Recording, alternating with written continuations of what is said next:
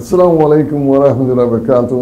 Alhamdulillah rabbil alameen wa salatu wa salamu ala rasulil kareem Allahumma salli ala Sayyidina Muhammad wa ala ali Sayyidina Muhammad wa barak wa sallam.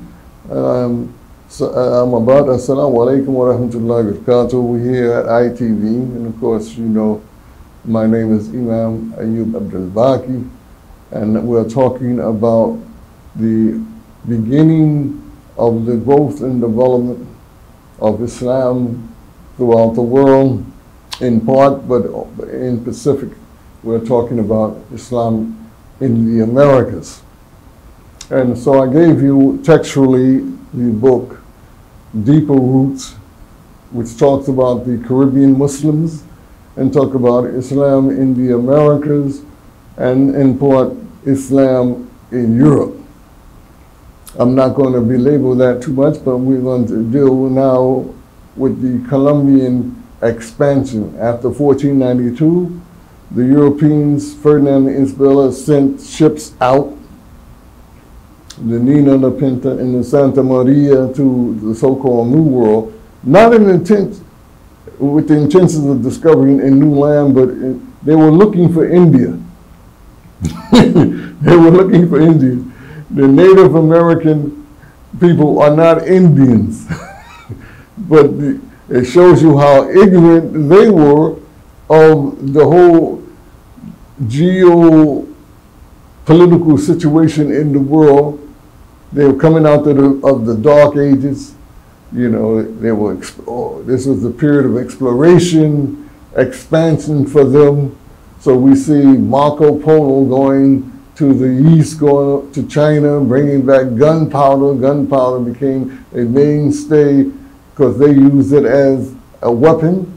And with the weaponry of the gunpowder and explosions and so on and so forth, they were able to conquer the other people.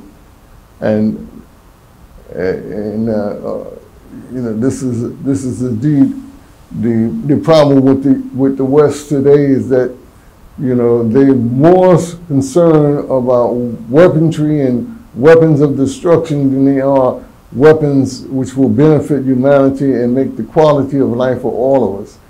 There's more than enough food and things to feed all of the people throughout the world, but we have no inclination or understanding on how to do these things, because our main focus is upon the mighty dollar. You know, capitalism is an exploitive system. It relies upon war, and it relies upon, you know, economic exploitation. And a good book that you should have also in your library is called Economic Hitman. And, you know, it goes to show you how these people taking their economics and their monies begin to encroach in different areas of what we call the developing world. They call it the third world. There is no such thing as the third world. There's only one earth that we live on, and as far as I know, it is called Earth. You know, it is the land of what we call human beings. And as I will refer you back to Adam alayhi wasalam, as the Prophet says, it was created from dirt. And the noblest of us in the eyesight of Allah subhanahu wa ta'ala is not the blacks over the whites or the whites over the blacks. It is it's this question of those who are pious. This is what Islam was trying to do, make men who are pious. And their only relationship with Allah subhanahu wa ta'ala is to please Allah and to establish justice and to rid the world of tyranny and corruption. So, as I start out, I'm going to point you to the book which we're going to deal with in the next segment.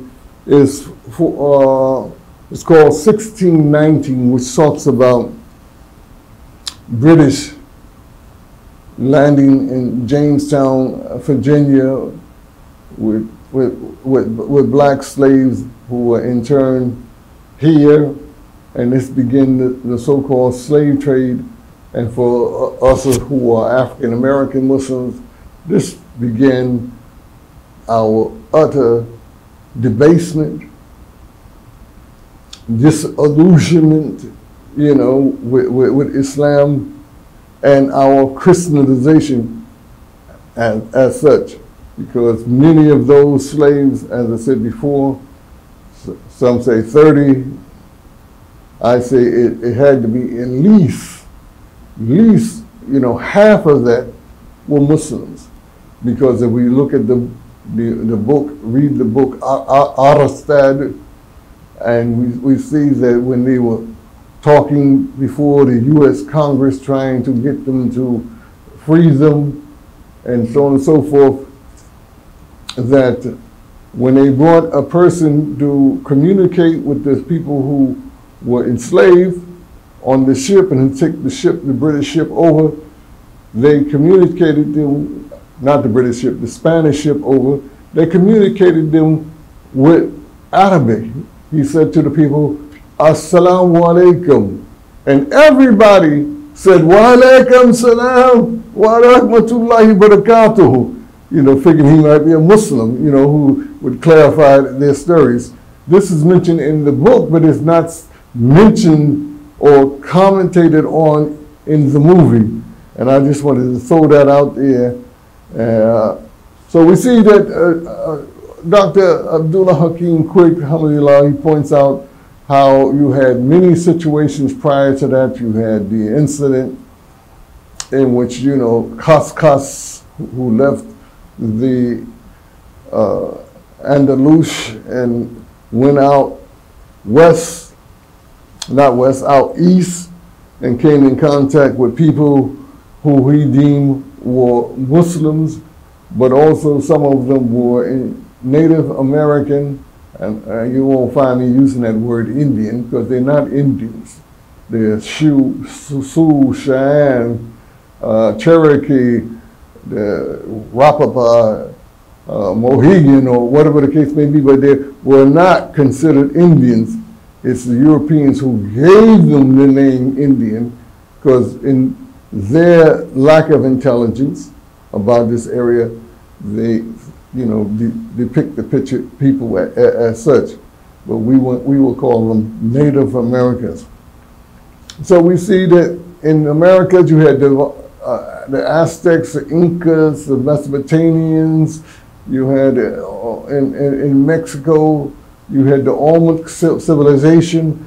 And if you begin to do anthropological work and you're looking for anthropological evidence and linguistic evidence, you will see that many of these areas had already came in contact with Africa. You will see people who look like me with dark skin complexion, with the nose and the thick lips, what they call thick lips. They would have earrings, they would have braided hair, they would have, in the case of Chile, you see a head of an African man with a kufi and a beard. This is not indigenous people, you know, these are people who they came in contact.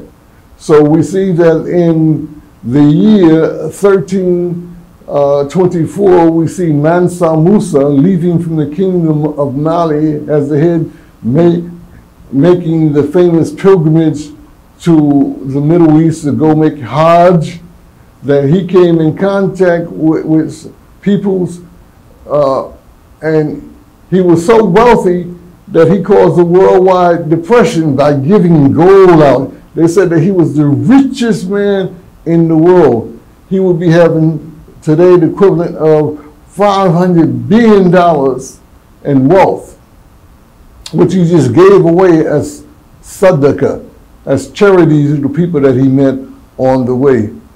And it took a while for the so-called Muslim economy to rebalance itself. But in going back to Africa, he took scholars, he took books. They traded with the North.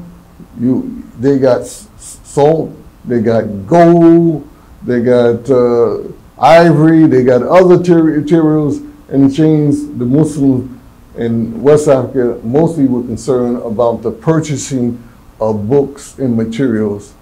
And that's why I want you to get in your library the book by Dr. Rudolph Ware called The Walking Quran. سبحانك اللهم وبحمدك واشهد ان لا اله الا انت استغفرك واتوب اليك والعصر ان الانسان لفي خسر الذين امنوا وعملوا الصالحات وتواصوا بالحق وتواصوا بالصبر.